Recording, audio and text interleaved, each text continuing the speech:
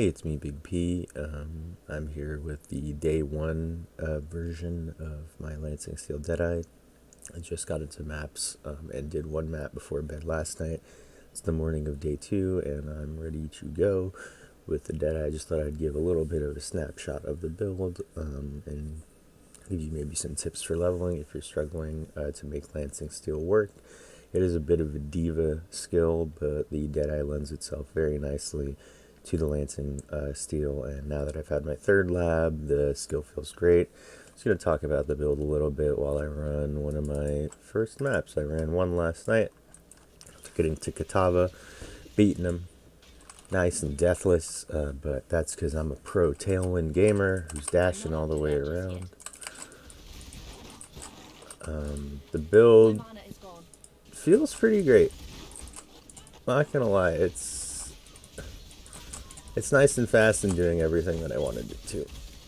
It's nothing too fancy, it's nothing too special. Ooh, how does the breach work with this? Let's see.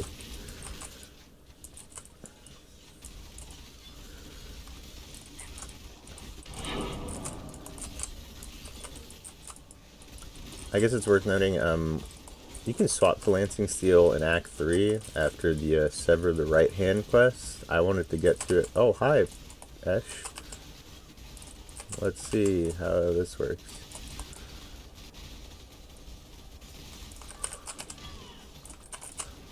Not great for killing Esh right now, I guess.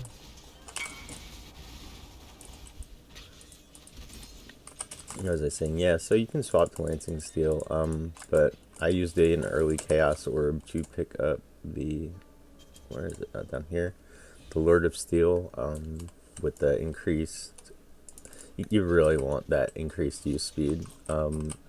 Something I definitely wanted to bring up was, so if you can see up here, Gale Force is a buff that affects the Deadeye, the effect of the buff of the Tailwind. And so something that's really hilarious to me is that you'll naturally be on the top end of the stacks, as you can see here, if you're just walking around and attacking and stuff like that. I'm not even reloading properly, because now that I have Fork and 2 extra proj, you know, obviously you want to reload, and it's not like it takes a long time with all the action speed in between the Call of Steel, but I'm actually going to show you. Let me just get into a corner here real quick. A safe corner. Something funny to note is that if you want to keep, if you're waiting for a Zaro to spawn, or you want to keep your Tailwind stacks up, so the Call of Steel skill itself is on it. Damn it, I forgot to do this. My bad, y'all. 0 mana cost, and it's on a 25-second use time. So what you do, not only does this crack me up, let's get out in the light here. What's up, Nico? So this is how you keep your Tailwind stacks up between phases of bosses. That's fun. Otherwise, this build is going to take maybe a little bit more investment if I actually want to start pushing into reds with it. I have basically set up for Magic Find, but let's see some of the single target. Here's your bosses. That was 2 of them. Yeah, after the chain, you know, I've never really been so aware of how many walls there are in Path of Exile. And now, anytime I see a wall, I'm like, yes, I want to bounce my blades off that wall. Now, obviously, I'm not actually going to aim at the wall instead of the monsters, but it's a noticeable difference in terms of single target. The chain node, unfortunately, doesn't give us much in terms of raw single target anymore, but it makes it, well, first off, it makes it so that you can turn your Lancing Steel. You don't have to waste a link on Pierce. Pierce is what I was using. I would not recommend chain. I think it's a bit, it leans too hard into making the skill a clear skill, and you lose a lot of damage. So unless you have extremely good gear, putting chain in your main links is probably not going to be as good as just relying on the one chain from the Deadeye Ascendancy to help you with the clear, because you saw the single target was pretty good. This is only a tier 1 map boss, of course, but you know, we still have a little over 20 levels to go. before the build really starts capping out, and we'll have to make up for it in gear. The gear is nothing special. One thing worth noting is something like life gain on hit is absolutely incredible. Ooh, cold res and lightning res on this. Whatever. I'm enjoying Ritual a lot. I like tapping on V and being able to get my items anywhere. However, while leveling, I have most certainly left some zones without actually doing the ritual, so there's the danger of that. But yeah, Lancing Steel, the Deadeye. Leveling through the axe was like hit or miss sometimes. Sometimes like I would hit a big spike of damage and I'd be fine, but then like the single target would really fall off. Yeah, it's sort of annoying too, because you're not, when you're early leveling, you don't have access to that many interesting gems or whatever. You pretty much need a Pierce and Lancing Steel unless you're gonna use Shattering Steel for clear instead, or you could not use Lancing Steel at all until you're more set up in terms of the Ascendancy and everything. But I don't know, I like it a lot. It's fun to see all the little steel things. Oh, freeze me in the neck. Am I dead? No, okay. I didn't even set up my flask yet. I'd really just gotten the maps, and I got 2 of those 10 alt cards. I guess I should use them on the flask. But I do want to use a Queen of the Forest, so I'm kind of saving myself to roll a Jade Flask and whatever the other Evasion Flask is, although that probably wouldn't be worth it. I think you only run the Jade. Basalt is nice, and Quartz is nice too. These can get pretty hectic, so having a phasing is alright. I'm using cast when damage taken for my curse, my mark, because trying to aim it while doing all this other shit, while having a 2-button build, was really annoying. I don't really, you know, on bosses, like, hopefully it'll be up enough. And on, I don't know if that's good or not. Oh, phasing is alright to have. You don't really need it though. I think in the rituals it might actually be worth it though. They can get a little bit rippy if you aren't too careful. Whatever, let's just take all that stuff. Yeah, be sure to do your rituals before you leave the zone. Let's go out the portal we came. So I'm going to go over the gear really quick. That was the map, nothing too special. In terms of streaming, the build between my computer being kind of iffy and the connectivity, and people have been having some sort of issues.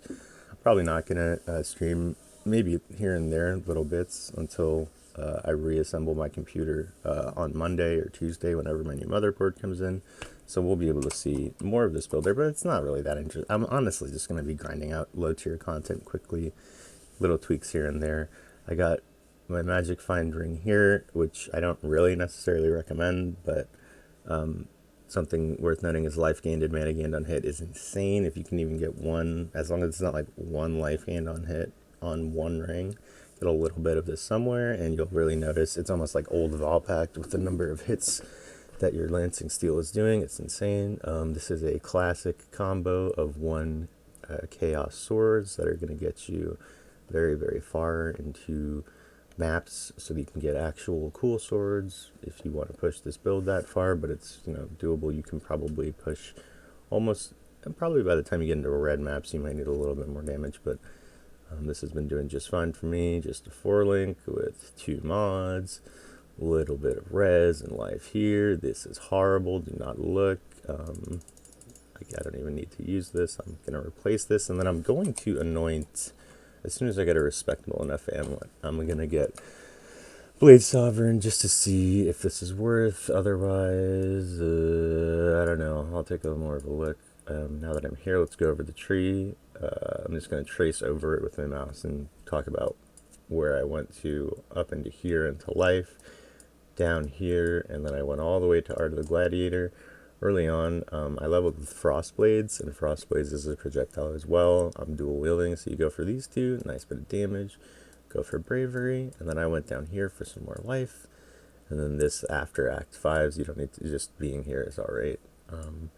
Then I went up here, got the socket for the, and as soon as I got this, I had my 1 chaos, and I'm like, alright, let's see if there are any listed. There are tons listed within the first couple of hours of the league. It's a very common drop, so you'll be able to get it. And once you get into forceful skewering, and if you have access to the impale skill gem in your main links, then I would maybe try one of the impale skills. I mean the steel skills. They're pretty cool. I tweaked my tree and my guide a little bit. I think I could save more by going up this way. I might even actually be able to go into the life this way and skip out here because I don't need the mana leech right now. Actually, let's do that. If I refund these two, is that good? Yeah, that's giving me some extra points. Hopefully I don't regret that. But I think the mana gained on hit is going to be plenty. Pretty much as soon as I hit one thing, I will immediately refund the cost of my skill. And Call of Steel doesn't cost any mana. My dash has 38 mana cost, which is a little scary. However, it is linked with the blood magic. Where are you? So dash, second one, blood magic. That's my 3 link here. Cast some damage taken, steel skin, and sniper's mark. I looked for projectile weakness for an embarrassingly long time at the gem vendor, and then in the wiki I typed in projectile weakness. It just brought me to sniper's mark, which I'd already been using. That was fun. That was a good use of my time during leveling. Yeah, then I came down here. Wind Dancer I went for kind of early, and I actually did end up going for point blank. I was really feeling the need for some damage, and you're not really a ranged build when stuff is running up to your face and you're slicing your sword like 50 times. I'm like, all right, these people need to get out of my face, and I'm pretty sure point blank is really strong, with or without far shot. I mean, it's good. Stuff's going to be running up to you. You should probably get point blank. Yeah, then I didn't get Twin Terror till a little bit later because I knew I wanted to make the trek all the way up here to get all these juicy nodes, pretty much the whole shadow start. You get Phase Acro I picked up right like around Act 10. And then yeah, it remains to be seen exactly where I'll need to push before. This is for some resistances. You have another jewel socket here, some crit. We're going to go down into Failed Blade. We're going to get Honed Edge. We may go down into Ambidexterity if we want to. I don't know if I'm actually going to... It seems like such a waste to come all the way here for Forceful Skewering and then not get the Life Wheel. Maybe we will do this instead, where we get 5... Yeah, we get 20 there. So if I drop these and maybe all of this and go over here instead, if I don't want to anoint it, I don't know. We'll see. You could try that if you like, if you really don't mind. My gear's not that nice, so my life's not that high. As you see, I was using a terrible belt, and then I got one of these from a ritual, and I was like, this is perfectly rolled, let's do it. I bought a Sedemus for 1 chaos with the perfect quant roll. I'm farming quant, something that I'm going to keep an eye out for. I need to farm up a bit for the, what are they called, Goldworm boots. But I'm going to have a live search open for the Spine Fused Talisman. Talismans are dropping like candy in this league. Thank you, Chris. And so hopefully I'll be able to find one with a pretty beefy implicit. And maybe it's a good amulet on top of that. But, I mean, I could very much do without this and be totally fine. Yeah, I don't know what else to say. I guess the links of Lancing Steel, it's worth... Maim is probably going to be great. I mean, no matter what you do, unless you put this in a Blood and Sand aura, I believe it is, or Flesh and Stone, rather. If you want to get your Maim that way instead. I don't know if that's the same debuff. I would rather just have it in my main links, although I maybe would swap this with Brutality if I was getting my Maim elsewhere. And Impale is Impale. There's not really... Unless you want to go really far into the tree and invest in several Impale nodes. Like this is Impale with 2-handed weapons, so I mean, like that's kind of a different build. You put Impale in the links. I mean, you get increased Impale effect and stuff like that. It's really good. And I've been using Fork just because it looks silly and it helps me with coverage. I would probably swap into... Where's my viscous projectiles? Pierce I was using. Brutality I'm leveling. And yeah, I have an open a bunch of sockets here that I'm not really using anything. I need to like figure out exactly what I can take advantage of with this build, because it's just pretty straightforward. I mean, you just got a sword and you slice the swords and the swords shatter the steel or whatever the hell's going on.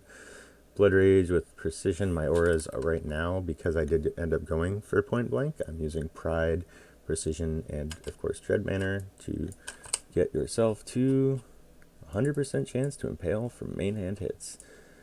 And yeah, that's pretty much it. I mean, the build's nothing fancy right now, but it is very doable. We did, you know, a lot of the act boss is deathless, but that's probably just because my hands hurt and I'm a pro gamer, dashing back and forth and all that sort of stuff.